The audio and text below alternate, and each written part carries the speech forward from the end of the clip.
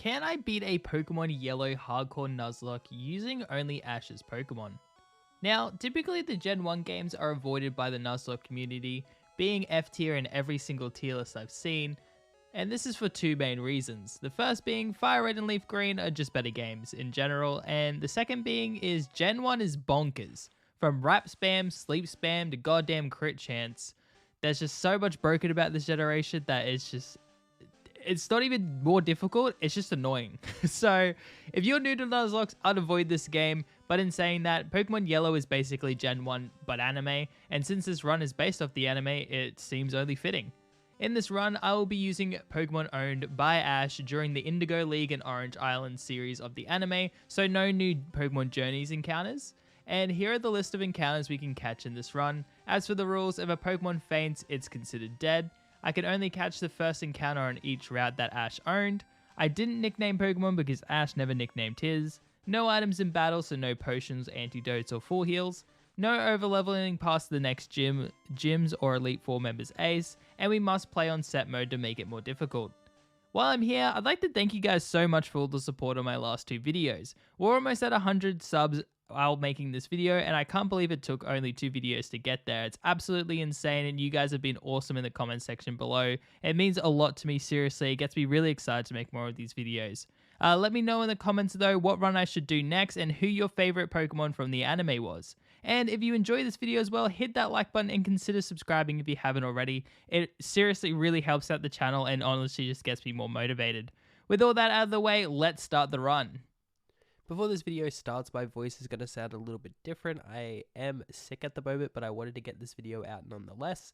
And huge shout out to Thygo, Lockie, and Christopher, who all guessed the theme of the last episode while writing the script. You guys did comment, so I did get to say it in the actual intro.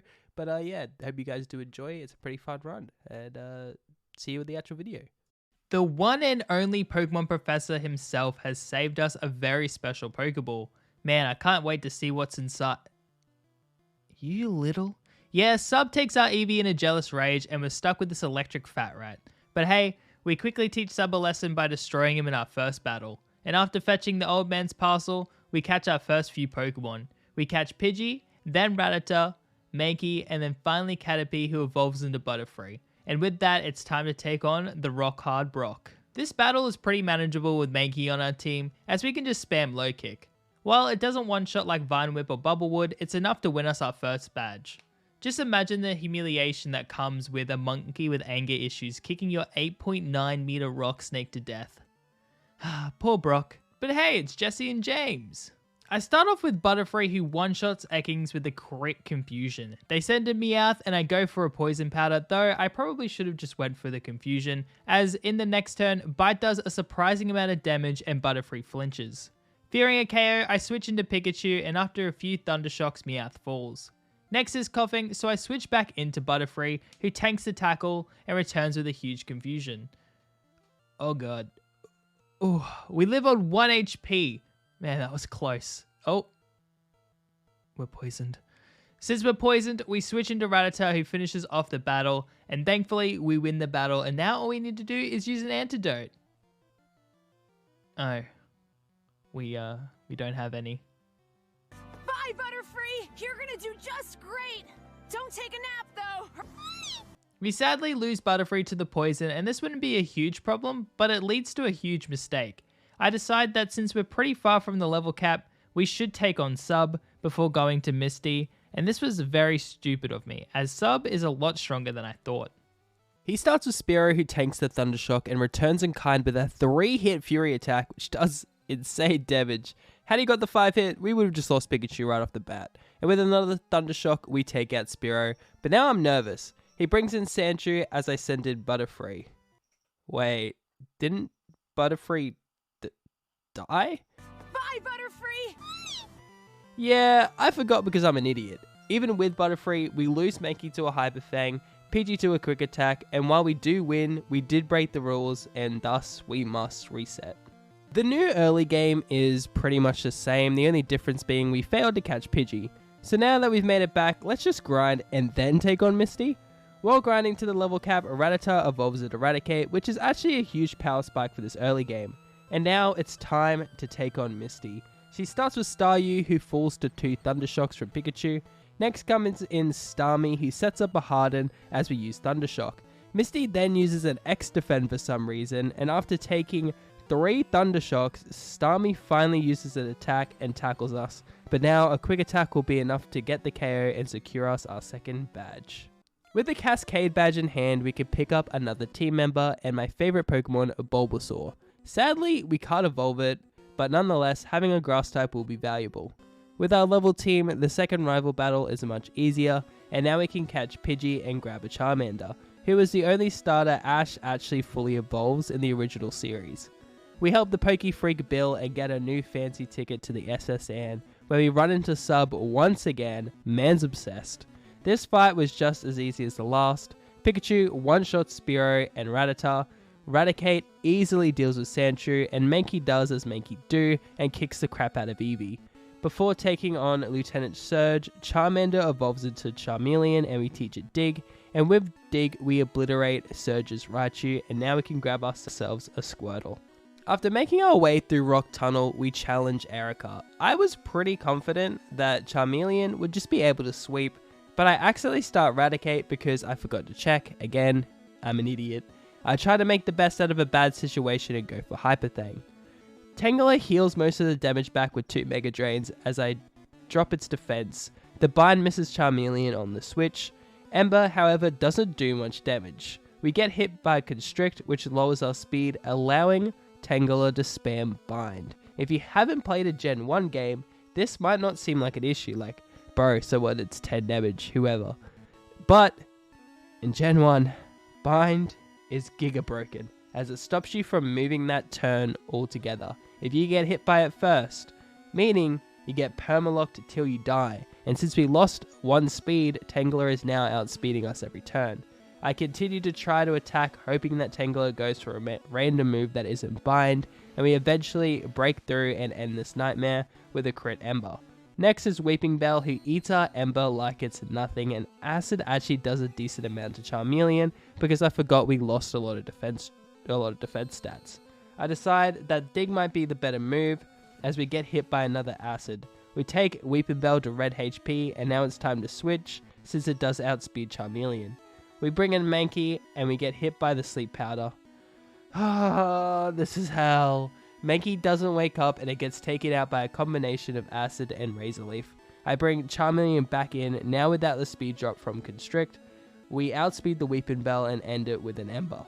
Her last mon is Gloom, and I know for a fact that Charmeleon can't one-shot Gloom, so I switch it to Pikachu, but on the switch, we get hit by another Sleep Powder. And we've been here before, ladies and gentlemen. We sleep, we take an Acid, which looks to be a 3-hit KO, and then Gloom uses Petal Dance, which destroys Pikachu. Bye-bye, buddy. He falls so we could stand. Raticate comes in to avenge his rodent friend, and he gets the flinch and really good damage, but unfortunately his rage had blinded him, and he missed his Hyper Fang, and Gloom cuts him down with another Petal Dance. I use Ember, and his Petal Dance brings us down to only 2 HP, absolutely clutching it out with Charmeleon as we end this hell fight with Ember. That was the only time I've ever found Erica challenging. Losing 3 Pokemon is super tough, especially our starter Pikachu, but we have a couple of really good encounters coming up, so no point getting too hung up on this battle. We add Squirtle and Pidgeotto to the team. With our new team, we can now storm Team Rocket's hideout. Jesse and James try to get in our way, but with some quick digs, we make our way to Giovanni, the big, terrifying mob boss of Team Rocket. We one-shot his Onix with a water gun from Squirtle. Rhyhorn also falls to a single water gun. So far, our cute little Squirtle is destroying this mob boss. But next is Persian, and due to its huge speed stat, it gets a crit bite, bringing Squirtle to 30 HP, while our water gun does barely 15% to Persian. I get a free switch into Charmeleon as Giovanni uses a guard spec. We lock ourselves into Rage, which proves to be terrifying as we eventually get hit by Screech, and after Payday Chip, Bite leaves us at only 8 HP, and our next Rage takes out Persian, and the battle is over. But man, Charmeleon really cutting it close for these battles. We head over to the Pokemon Tower and catch a Ghastly and save Mr. Fuji from Jesse and James. As a reward, we get the Pokeflute, which we use to get one of our central team members, Snorlax. It's a scary fight, we almost lose Butterfree and Squirtle, but it's worth it as Snorlax is an absolute powerhouse. Talking about powerhouses, on the way to Koga, Charmeleon evolves into Charizard. Now, both Koga and Sabrina have a level cap of 50, so before we access Sabrina, we need to clear out Silphco, meaning we could easily overlevel if we do Koga first, so we head to Silphco where we run into Sub. But I didn't do my research again, and we are pretty underleveled, his Sandslash being 5 levels higher than our Snorlax. We don't take too much damage from Swift, but our Headbutt isn't doing all that much either. We luckily avoid the poison from Poison Sting, and we get a crit on Headbutt. We immediately get crit back by a Slash, but Lax finishes it off with a third Headbutt. I unfortunately switch Bulbasaur into an incoming Aurora Beam, but we live on a clutch 2 HP, but we get outsped anyway, and another Aurora Beam ends Bulbasaur's life. I bring in Squirtle, and a very exhausting back and forth begins, in which Pidgeotto and Charizard take huge damage from Aurora Beam, but eventually Squirtle takes out Cloister, but only with 3 HP left.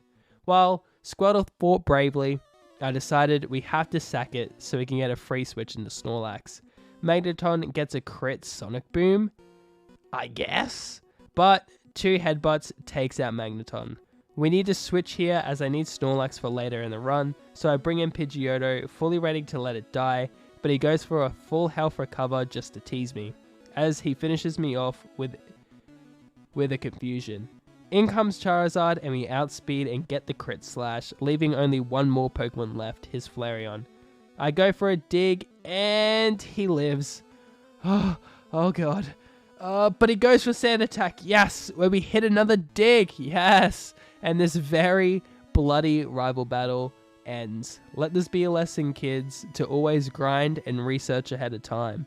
Losing 3 Pokemon is super rough, but I'm sure we can bounce back, especially when we are given one of our central team members, Lapras, who proved to be invaluable to the team. And now it's time for our second Giovanni fight. Thankfully, it's not too hard with Charizard, as every one of his Pokemon but Persian are weak to dig, so the second fight is a complete wash. And now we can finally continue on with our gym challenge. Before Koga though, our Ghastly who we caught in the Pokemon Tower evolves into Haunter. I was somewhat nervous for this fight until I actually looked up his yellow team, and it's a bit of a joke. It's 2 Venonats and 1 Venomoth, so throw some Mothballs at those guys and we beat Koga pretty easily. But now it's time for a gym leader I'm really nervous about, which is Sabrina. She has Abra, Kadabra, and Alakazam in this game, but Abra doesn't really have much that can hit Snorlax, so I start off with Snorlax and start setting up Amnesia, which boost both special defense and special attack in this game, and we have a really good attack stat with Snorlax, and they have really bad defenses. So once I set up a bunch of Amnesias, we one-shot Abra with Headbutt, and she switches it to Kadabra. With our boost, we shouldn't be too scared, and we shouldn't take too much damage. Well, that's tragic. She gets the crit Psychic, and even though we one-shot Kadabra with Headbutt, we're in a tight spot, as even with max special defense, Alakazam will probably still take us out on this HP. So I switch into Lapras as it's the tankiest member of our team. I land a Sting so I can get a free switch into Zard without taking any damage from Psychic. I go for Flamethrower due to her using a X-Defend, but Slash proves to be the better move as the next following turn it gets a crit and leaves Alakazam on 1 HP, and we finish it off with Flamethrower. We would have been in trouble if Sting missed, but now it's time for the easiest gym leader, Blaine, who is completely walled by Lapras, and after some surfs up, we ensure ourselves the 7th badge. Before taking on Giovanni for the last time, I catch the last member of our team, Mark, and now it's finally time for our 8th gym badge. This might seem weird, but I start off with Charizard as Dugtrio doesn't have a single move that can hit flying types. My first slash leaves it on 1 HP as Giovanni uses a guard spec. We finish off the Dugtrio with a Flamethrower, and in comes his Persian, who is completely walled by Haunter as it only has normal type moves. I go for Hypnosis and Dream Eater because none of our ghost type moves can hit it. We miss a whole bunch of times, but I'm not worried as it literally can't touch Haunter. We eventually take it out, and in comes Nidoqueen. We have to hit the sleep so we can get a free switch into Lapras, as both the Nidos have Thunder on Giovanni's team. We hit the Hypnosis, giving us at least one free turn. We bring in Lapras and Surf gets the one-shot onto Nidoqueen. And at full HP, I'm confident Lapras can tank a Thunder from Nidoking. He hits the Thunder and it does around 40% and our Surf picks up another KO. And since we outspeed Rhydon, we don't have to worry about tanking a Rock Slide. And with our third Surf, we easily obtain the 8th Gym Badge. On the way to the Pokemon League, we are interrupted by our rival, and here at BP Nuzlocke, we value customer service as we continue to sub these fat L's, dude. Sub starts off with a Sand Slash as we lead Lapras. Surf one-shots it, and in comes his scrambled eggs. They get devoured by Lapras as she one-shots them with Ice Beam. Next is Cloister, which is probably the hardest Pokemon for me to deal with. Snorlax gets hit by a Supersonic on the switch. I decide it's time to set up Amnesia, so we do more damage to Cloister, and it'll help us tank the rest of his team. I go for a boosted Psychic and it barely misses the KO, but another one takes it out. Next is his Magneton, who goes straight for hacks with the Supersonic, but we break through and Strength again just barely misses the KO, as we hit ourselves in confusion 3 times in a row, bringing us down to 80 HP, so I switch to Zard, who gets parried on the switch. I then switch into Muck as I just sludge to end the Haxatong. Next is Kadabra, and I play it so risky by staying in and going for Sludge. Kadabra sets up Reflect as Sludge does around 70% damage. I switch into Lapras as it can take a lot more of the hits, and it's not hindered by Reflect.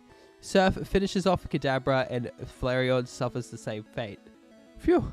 With that fly out of our way, we can finally take on the Elite Four. For the first member of the Elite Four, Lorelei, we teach Lapras Thunderbolt as majority of our Pokemon are part Water type. She starts off with the Gong, who falls to 2 Thunderbolts. Next is Cloister, who for the first time in this whole playthrough, we actually one-shot it with the T-Bolt. Next is Slowbro, who we put to sleep quick to prevent any amnesias being set up, but Thunderbolt does a lot more damage than I thought, and a second one takes it out. Next is Jinx, but fun fact about this game, for some reason, Ice Punch is super effective against Charizard, but we play it risky with a Flamethrower and one-shot Jinx anyway.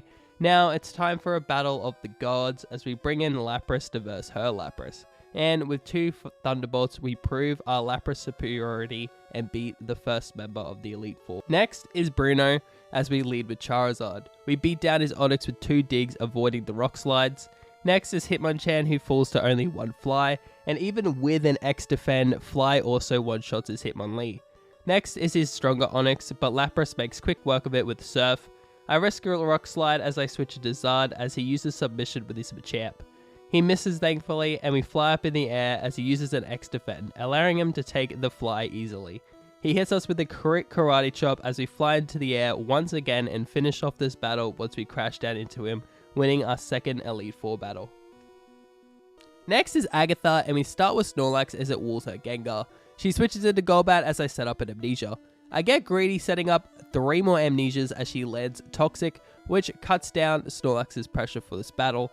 We finally attack as 1 Psychic is enough to end this toxic relationship, and she sends in Gengar, who also falls to a Psychic. Haunter is the next to fall to Psychic, an interesting mechanic. If we one-shot our Pokemon, it looks like we don't actually take poison damage. So ignore my previous pressure comment because Snorlax gets hit by Wrap.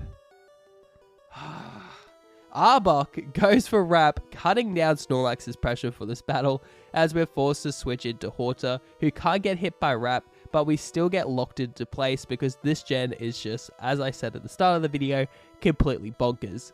Eventually, we are let free and we hit Hypnosis, which we follow up with a one-shot Dream Eater. She brings in her final Gengar as we switch back into Lax, who can't get put to sleep due to being poisoned, meaning Gengar literally can't touch us, and with 3 Psychics, we finish off Agatha. Next is the previous champion Lance, and Lapras is looking like a god gamer versus team, having super effective moves for each one of his Pokemon. Gyarados falls to Thunderbolt. Both of his Dragonairs are allergic to the cold as they're forced to return with an Ice Beam.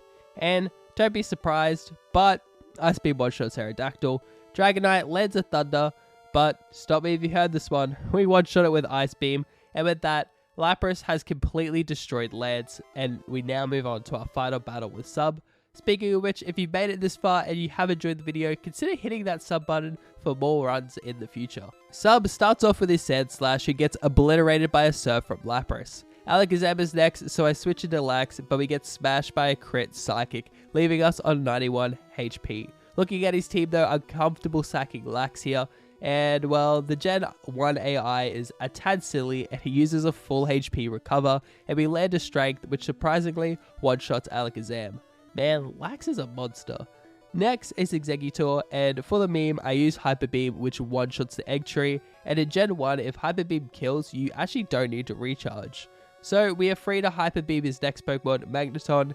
Next is Cloister, who ends Lax's killing spree with an Ice Beam, but we revenge kill it with Thunderbolt from Lapras, and as the MVP on this team, Lapras finishes the run off with 2 Surfs. Honestly, I knew Lapras was a beast, but I didn't know just how godly it was in Gen 1. And while this wasn't the cleanest run due to me, well, being an idiot at the start of the game, it was still fun nonetheless. I've already finished recording our next run, which will be a hardcore Nuzlocke normal times only. I've just got to do all the voice narration for that, but I'm waiting to get a little bit better before I do so.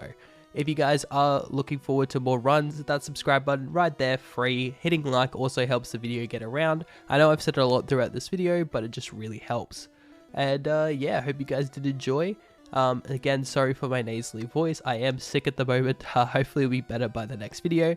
And yeah, again, just a huge thank you for all the support. I just can't say so enough. But I'll finally leave you alone. And yeah, have a lovely day.